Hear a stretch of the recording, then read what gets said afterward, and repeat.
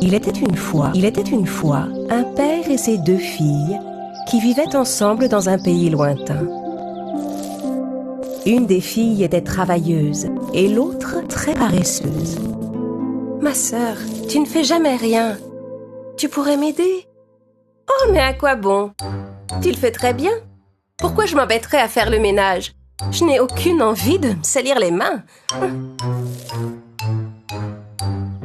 Leur père, qui était très âgé, travaillait dur et était bien fatigué. Le soir, leur repas n'était fait que d'une soupe et d'un peu de pain sec. Un jour, le père fit une demande à ses filles. « Mes chères filles, vous êtes tout ce qu'il me reste. Je vous aime beaucoup, mais je ne peux plus subvenir seul à vos besoins. Vous avez grandi, vous êtes des femmes maintenant. Vous êtes en âge de gagner votre vie et de vous prendre en main en adulte. Je veux que vous envisagiez toutes les 2 de trouver du travail. » « Tu as raison, papa. Dès demain matin, je partirai pour chercher du travail. »« Et toi, qu'en dis-tu, ma fille? » ?»« Si ma sœur travaille, eh bien, ce sera suffisant pour t'aider. Et moi, je n'aurai qu'à m'occuper de la maison. » Le vieil homme fut rassuré de voir ses filles si motivées. Le lendemain, alors que la jeune fille travailleuse quittait la maison pour chercher du travail, son père s'avança vers elle. « Ma chère fille, j'ai un conseil à te donner. Ne refuse jamais d'aider quelqu'un qui te le demande. Sois travailleuse, serviable, aime ton travail. Fais les choses qu'on te demande de faire avec soin et bonne volonté. » « Merci pour tout, papa. Je serai consciencieuse et je suivrai tes conseils. » La jeune fille travailleuse se mit en route, tandis que la jeune fille paresseuse, qui prétendait s'occuper de la maison, ne faisait rien du tout. La maison était de plus en plus en désordre et plus sale de jour en jour. La jeune fille travailleuse marcha pendant des jours, sans trouver personne pour l'embaucher. En chemin, la jeune fille travailleuse rencontra un arbre dont les racines et les branches étaient toutes sèches.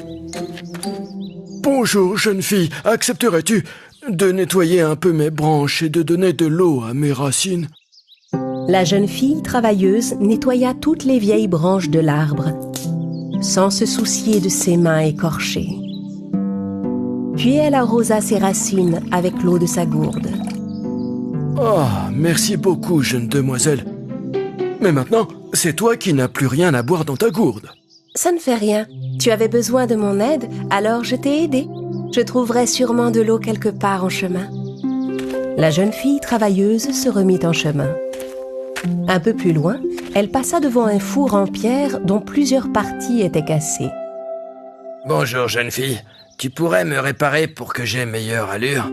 La jeune fille travailleuse ramassa de la boue par terre et reboucha toutes les fissures du four. « Merci beaucoup, jeune fille. Mais regarde, tu es toute sale à cause de moi. »« Oh non, ça ne fait rien. Ne t'en fais pas. Tu avais besoin d'aide? Alors je t'ai aidé. » La jeune fille travailleuse s'éloigna du four bien réparé et continua sa route. Au bout d'un moment, elle rencontra un petit agneau. Le petit agneau était noir comme du charbon, de la tête aux pieds. « Bonjour, jeune fille, regarde-moi. Je suis tombée dans un tas de charbon tout noir. Tu voudrais bien me laver dans l'eau du lac ?» La jeune fille travailleuse lava l'agneau avec l'eau du lac. L'agneau retrouva toute sa blancheur d'origine. « Merci beaucoup.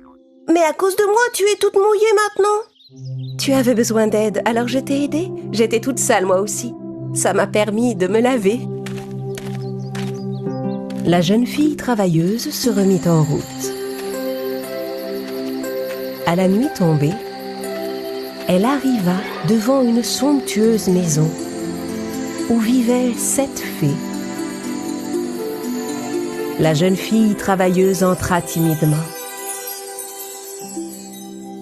« Bonsoir.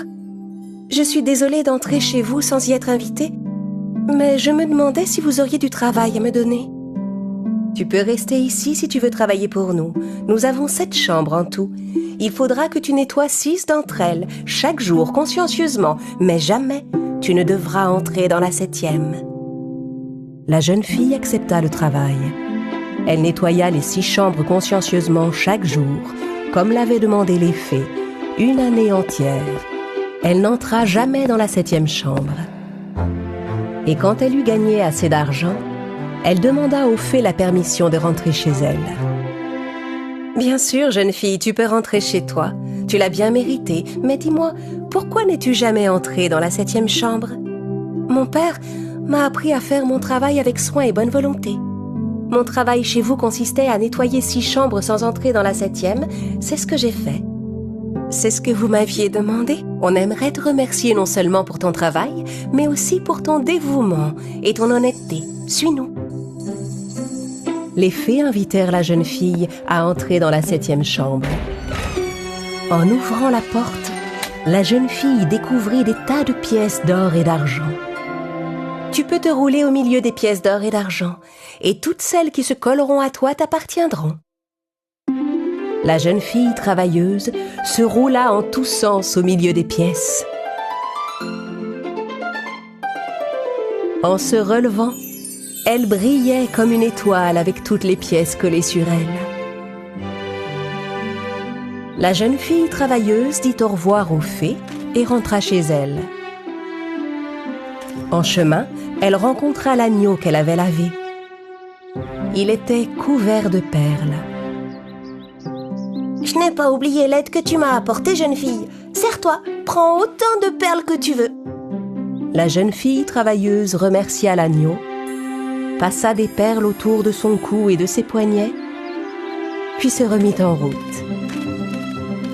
Elle passa devant le four en pierre qu'elle avait réparé. « Je n'ai pas oublié l'aide que tu m'as apportée, jeune fille. Serre-toi, prends tout le pain chaud, tous les gâteaux que tu veux. » La jeune fille travailleuse mangea un morceau de pain cuit dans le four et en emporta avec elle pour rentrer à la maison. Un peu plus loin, elle vit l'arbre qu'elle avait arrosé. Il était couvert de fruits. « Approche, jeune fille. Je n'ai pas oublié l'aide que tu m'as apportée. Serre-toi, bois, prends tout le jus de fruits que tu veux. » La jeune fille travailleuse le remercia et but une gorgée de jus avant de repartir. « Merci beaucoup, quelle aventure fructueuse !»